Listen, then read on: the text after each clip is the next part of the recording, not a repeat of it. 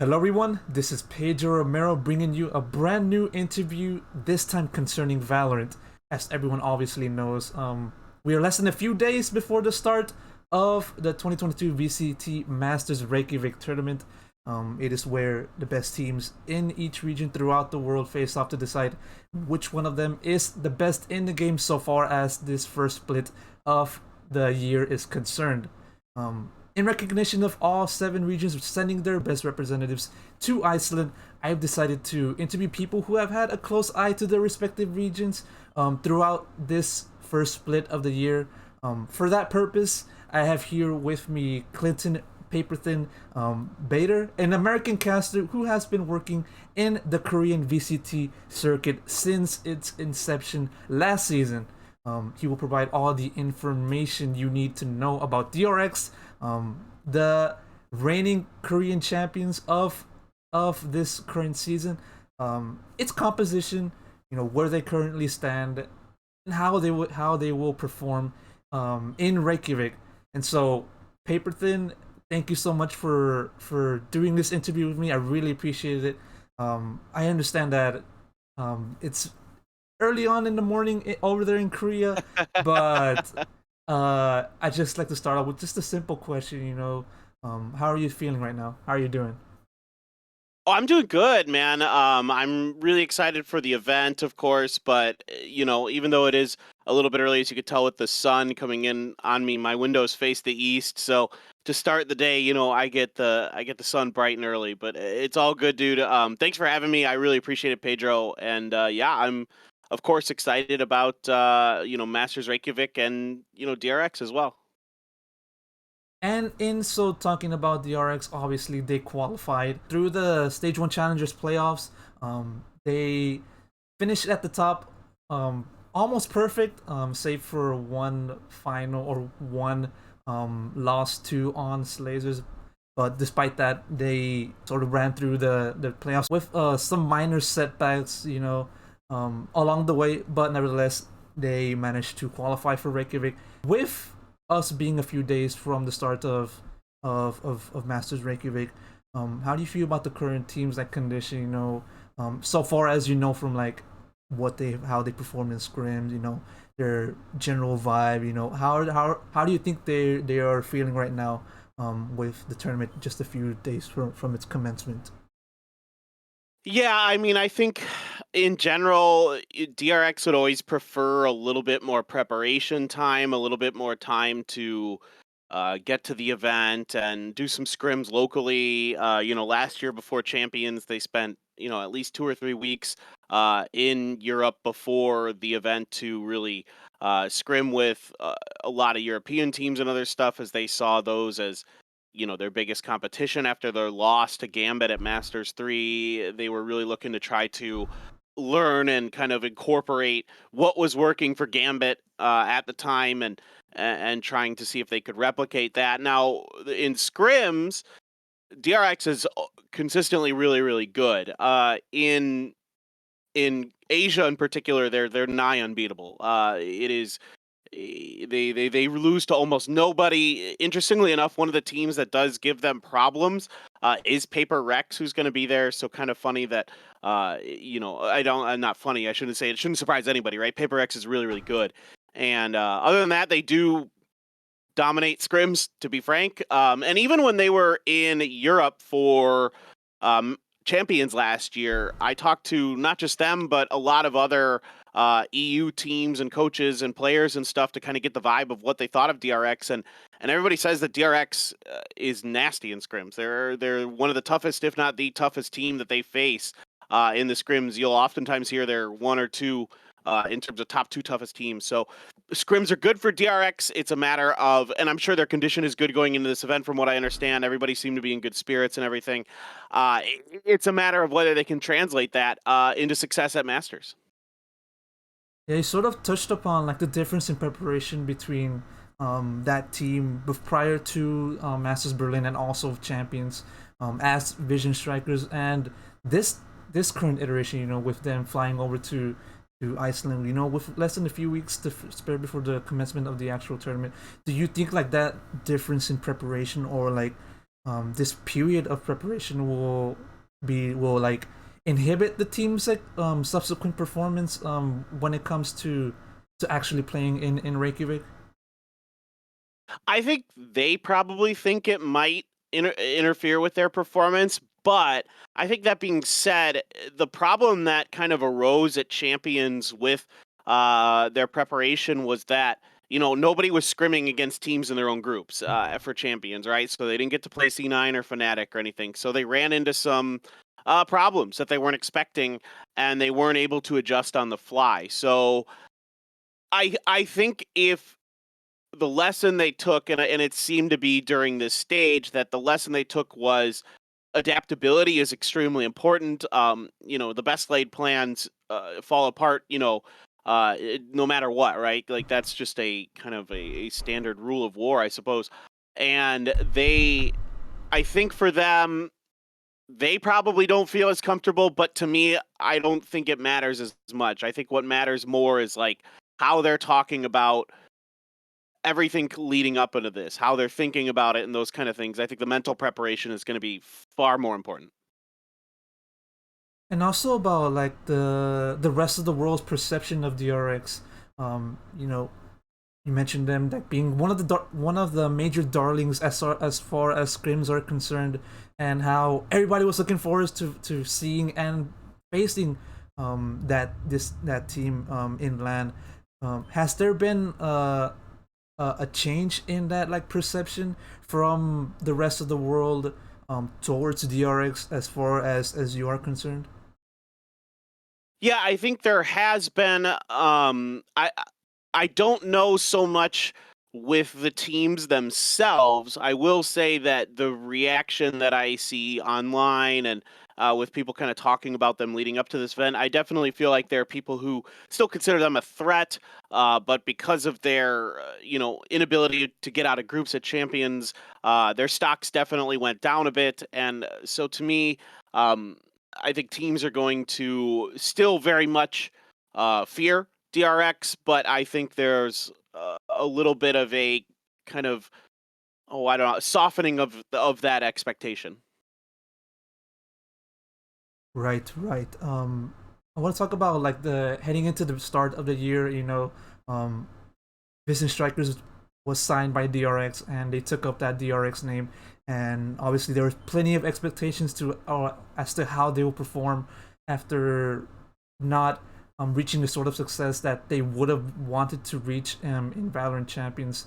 Um, Obviously, there was like a massive gap or massive like break in the off season between VCT seasons, um, and so what was like the general expectation of DRX, as they returned to the Korean VCT circuit as like the reigning champions, and they were striving to maintain that position at the top.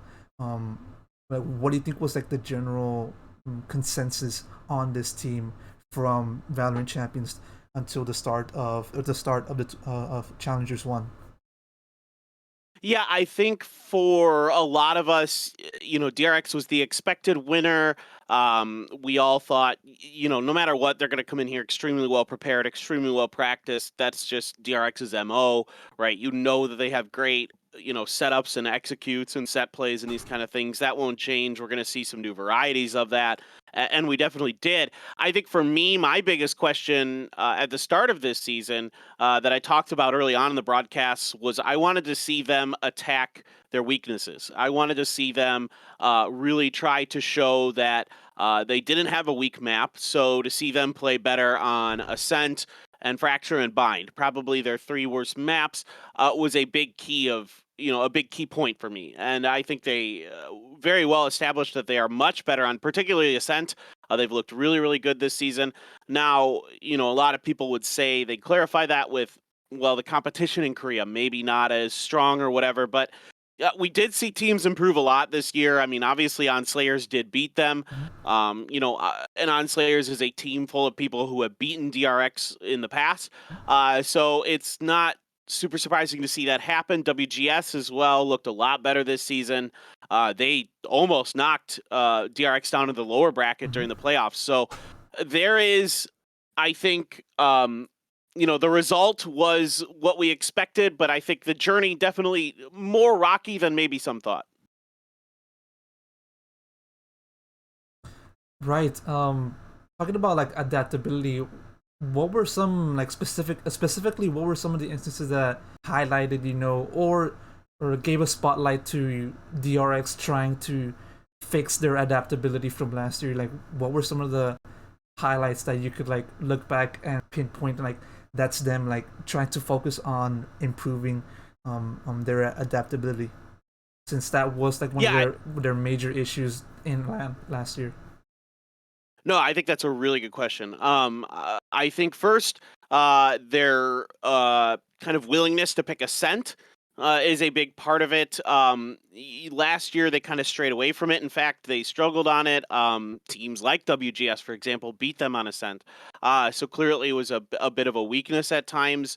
As we saw, at Champions, Mm-hmm. C9 looked unbelievable on the map against them, and all the credit in the world to C9. They're a wonderful team. But it was kind of their willingness to pick certain maps, and Ascent is one that comes to mind, and just having sort of set plans and ideas on how they wanted to approach it. And then, you think about some other things like the agent compositions. When they finally did play Fracture, now they kind of banned it as more of a hidden pick. They weren't Mm-hmm. really banning it because they didn't feel comfortable on it this season. They were banning it because they wanted to hide it until the finals, until they really, really needed to show what they wanted to do on it. And it was kind of the more a meta kind of fracture that we're used to seeing these days. You play the Rays instead of a Jet. If you remember back at Champions, it Mm-hmm. was Buzz on the Jet. Of course, now Buzz has switched roles. He's on the Sentinel. So you could put him on Chamber on Fracture. Chamber is a agent that really fits well for Buzz. And then also because RB has switched to the Duelist, he is a good Raise. So you're able to adapt onto certain maps when you need a Raise, like Bind, like Split sometimes, like Fracture for DRX. So there was a ton that they did to try to adapt to their weaknesses and try to attack them. And role swaps and then map picks and agent compositions on those maps were the biggest parts of it. Talking about the switching positions between those two mentions that you played, that those two players that you mentioned. Sorry about that. What were your thoughts about like when that switch was made, and like did you think that they were going to you know play as well as they did, or somewhat struggle throughout the season? Did you like, what was like your expectations, and was that like subverted by the end of Challengers One? Yeah, I mean it wasn't you know it wasn't one of the new Star Wars movies. I wasn't super surprised by what was going on with subverting expectations, but I mean, I think DRX has done this a couple times now where they put players on roles where I kind of at the beginning scratched my head a bit. When Mako was brought over to the team, he was a jet main and now he's a superstar controller. Whether it be Astro Omen or Viper, he has proved that he is extremely talented at that. And so I thought RB going back to the duelist was perfectly fine. Obviously, he showed in the past that he is quite capable, if not stellar, on duelists. Mm-hmm. And so, one of the issues that DRX had, at least in their own minds, I don't know if other people would agree with this or not, that Buzz was a little too aggressive. He got a little bit too ahead of himself. For lack of a better word, W keyed a little bit too much. And so they wanted to reel that in. And so they needed to kind of figure out what to do. Now, the addition of Chamber to the game, I think, really opened that up because Chamber is an agent that Buzz loves, that he suits well with. He's a great opper, so the tour de forces are extremely powerful in his hands. Everybody on DRX is nuts with the sheriff, so the headhunter also quite good for him. And he's able to still have some level of that escapability, but the escapability that Chamber has can't go forward, right? It Mm-hmm. has to go backwards because of the nature of the rendezvous. Mm-hmm. So you're able to kind of sometimes, not always, put Buzz in a position to succeed the way the DRX wants him to. And in general, in the past, again, going back to Mako and some of these other role slots that they've done, they're so well coached, they're so well trained. that I felt pretty confident that it would probably work out in the long run. And even when we finally got to see stuff like Buzz on Killjoy, he was extremely well practiced and looked amazing. To sum it up, DRX took care of business in a region that has increasingly has started to become more enamored with the game. With DRX leading the way, many people outside must have surmised that the general scene, competitively speaking, would have grown. In facing the rest of the pack, how do you think? What do you think of like the general state of Korean Valorant? Has it grown like abundantly in terms of like coordination, play style, um, altogether competitiveness against like this top team in DRX? Has it stayed the same? Has it like or anything like that? Has it grown compared to last season within the Korean Valorant scene?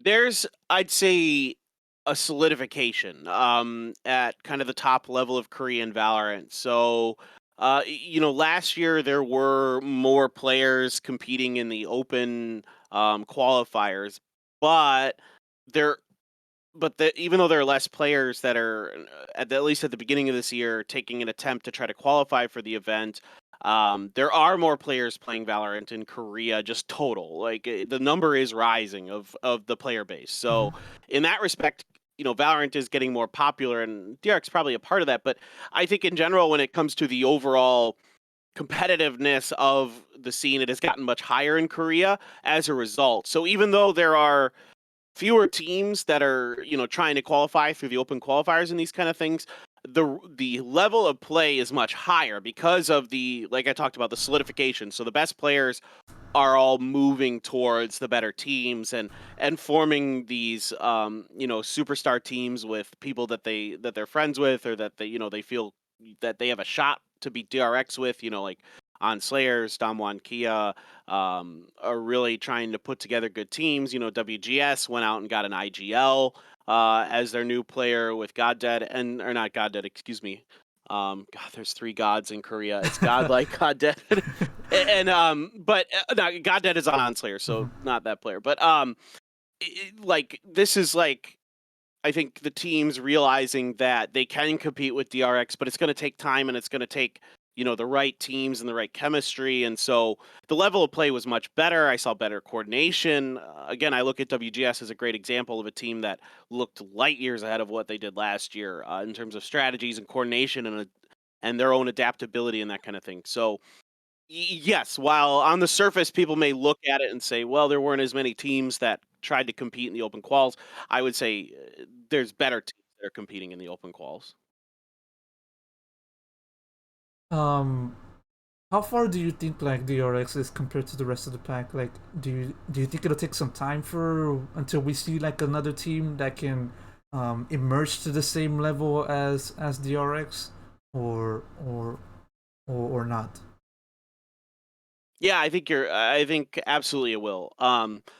Part of the issue is that from the get-go, Vision Strikers at the time and now DRX, their staff was well seasoned in tactical shooters and saw what it took for the rest of the world to compete at a top level of, CS:GO and other games. So they immediately incorporated that into their organization, and immediately from day one were focused on that.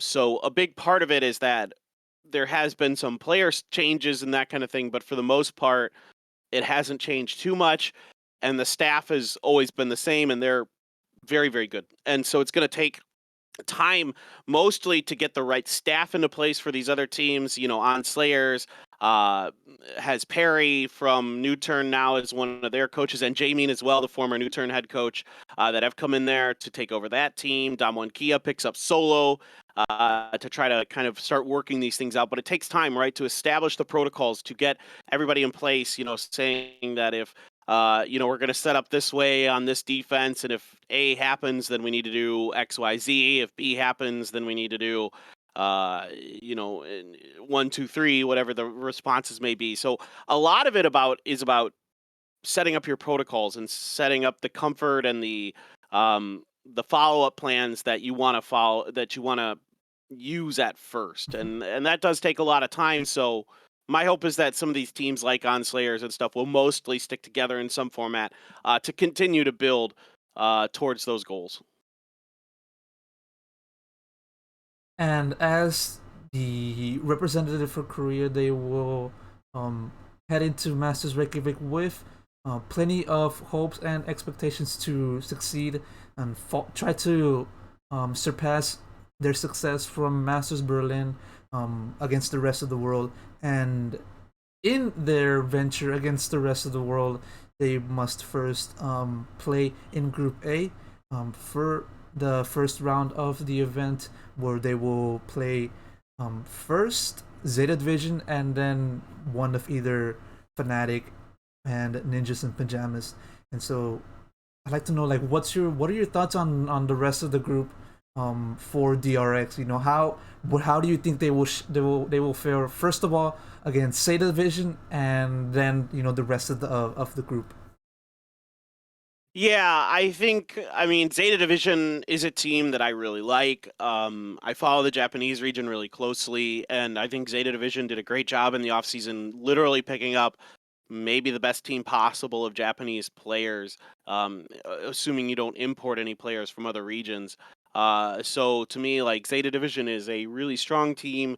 Depp is, a lot of people don't know this. He's played like tons of different esports. He's been playing FPS esports. Like, he was an Overwatch pro, he was a PUBG pro. In fact, I casted Depp at the PUBG Nations Cup in 2019, and he had some spectacular plays. He had a 1v3 clutch to win a game at the event that was absolutely nuts. And so Depp, first of all, brings kind of like a veteran level of experience. And if you've been watching him this year, yeah, he's maybe not as flashy as Munchkin on the Duelists, but he is still quite good. 10 is maybe the best player. Him and Laz are maybe the best players in Japan. Laz is a great IGL. They're both mechanically quite gifted. So I think, to me, Zeta is strong. Are they as strong as DRX? Probably not. I think, from what I know in scrims, Zeta doesn't do so well against DRX typically. In fact, no Japanese teams do. This isn't a knock against Zeta at all. It's just every team struggles against DRX in Asia, and this isn't. So you could see why they're consistently winning things, making these big events. I think there's a world where Zeta wins. I think there's maybe a 1 in 20 chance, though. It's not good. And it's going to require just, the best match that Zeta's ever played. But if I was to give Zeta some advice, I'd say punch DRX in the mouth. Like, that's the way that you can really get them off balance. Try to attack their lack of adaptability. See if you can set them off balance enough that they don't really fully recover. So good luck to them. I think with Ninjas in Pajamas versus Fnatic, that's a toughie now, because Fnatic has, of course, issues with players attending the event. I don't think Durka's going to be able to get there anytime soon, it sounds like, because of his positive COVID test, which is absolutely devastating. Arguably one of the best players in the world right now is Durka. So I can see Ninjas in Pajamas winning that. I don't know for sure, though. I think Fnatic's still quite good. I think Boaster is still one of the best IGLs in the world. He's one of the most underrated IGLs in the world, in my opinion. And I think I don't know how that one shakes out. And then I feel like whoever does win that is going to have a tough time against DRX no matter what.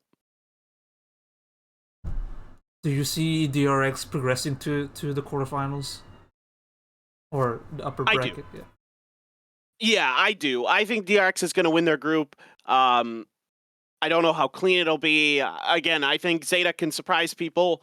A lot of people are kind of down on the Japanese region, especially in NA and EU coming into this. There's a lot of kind of banter on the internet, which is fine. I mean, I bantered about Crazy Raccoon at Champions, and I mean, to the chagrin of some who does it? Who some does Japanese it, fans. Yeah, well, that's just it, right? Like, they were the worst performing team at Champions. That's not, and I'm not trying to be mean to them at all. I think Crazy Raccoon is quite a good team, and I'm a huge Munchkin fan. So like. And Neff as well. Neff is a player that I'm a really, really big fan of on there.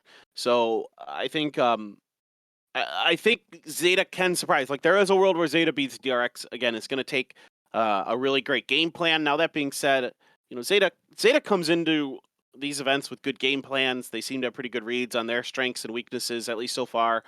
from people I talk to in the Japanese scene.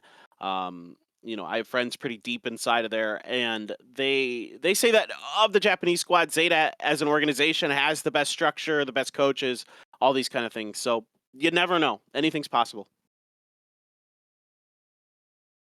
How far do you think DRX can go in this tournament? Like, what's their ceiling in your eyes?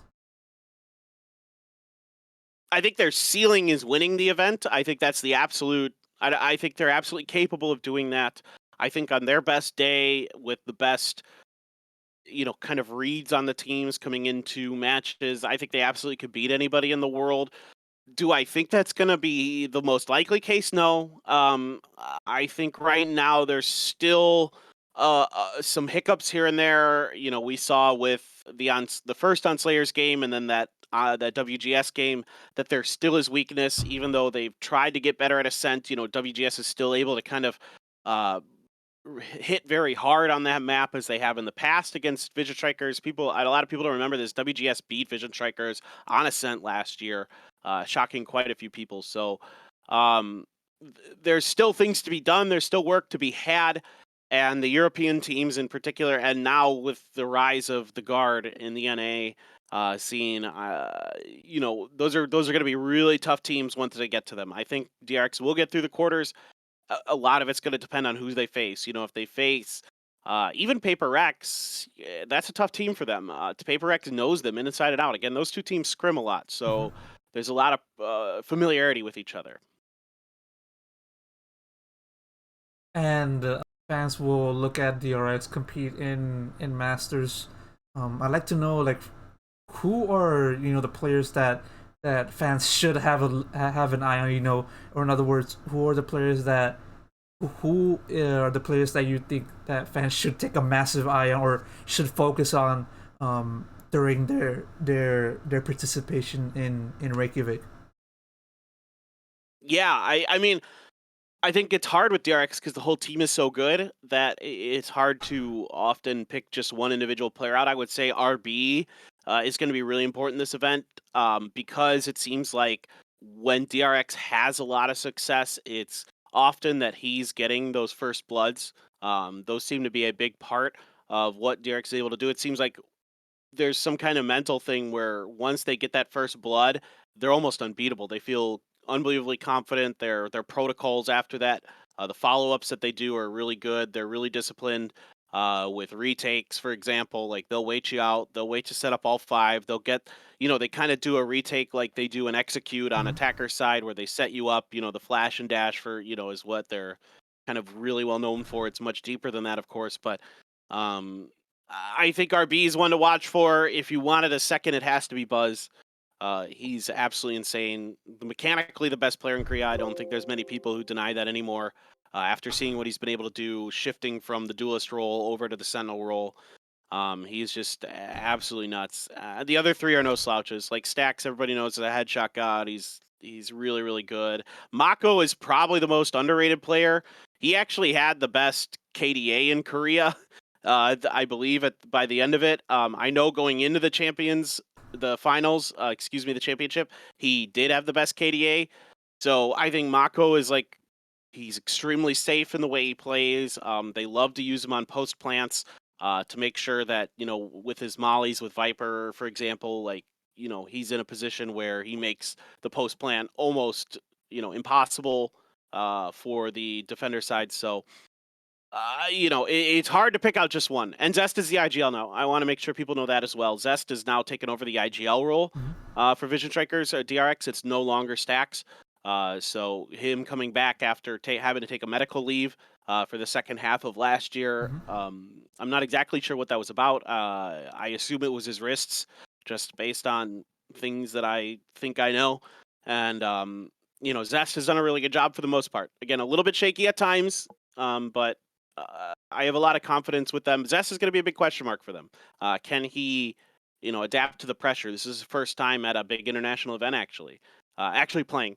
So curious to see how it all shakes out. You know what? I asked for one player, but you basically went ahead and gave me the entire team. But yeah, it's hard to not talk about all five. It really is. Yeah, of course, man. I think I believe I have one final question. I think it's sort of like similar to one that I asked early on in the interview. Um, for people who still does for the people who still don't have a concrete idea as to who DRX is, how they play, and what kind of play style they sport in the games. Like, what is one match that you can like direct fans to watch and just say like, this is DRX. You know, this is the kind of thing that we're going to see in Masters Reykjavik. This is a team that you should look out for as a major competitor in the tournament. That's a really good one. I think if you want to see the best of DRX, you should watch their follow-up series against On Slayers in the first round of the playoffs, where they just, they had gotten beat by On Slayers pretty handily during the group stage 2-0, and then they came back and absolutely clapped them. I would say that split. One thing people don't talk about with DRX, which kind of surprises me, is their split is incredible. They're one of the best split teams in the world. I think a lot of people sleep on that, but you got to remember, that's the map they beat Gambit on last year, and so I think I think watch their splits. They handle split a lot. Like, a lot of people say Fnatic is a really good split team, no doubt about it. I think DRX is also up there.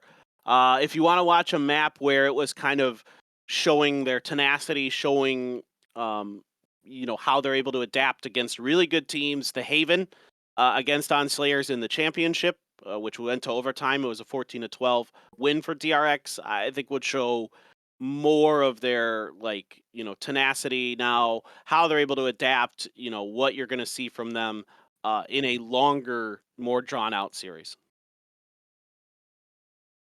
Right, with all of these words and information and expectations, we will um, hope that DRX does well in Masters Reykjavik in a few days' time.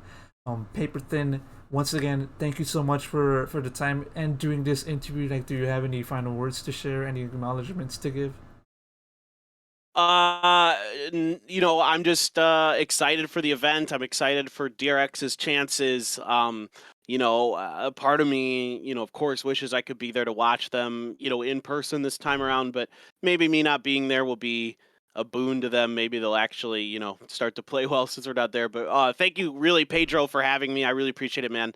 It's been a pleasure. I thought you had some really good questions here. So thanks again. With that said, that has been Paper Thin. I've been Pedro Romero, and with that said, I'll see you guys in the next one. Take care, everyone.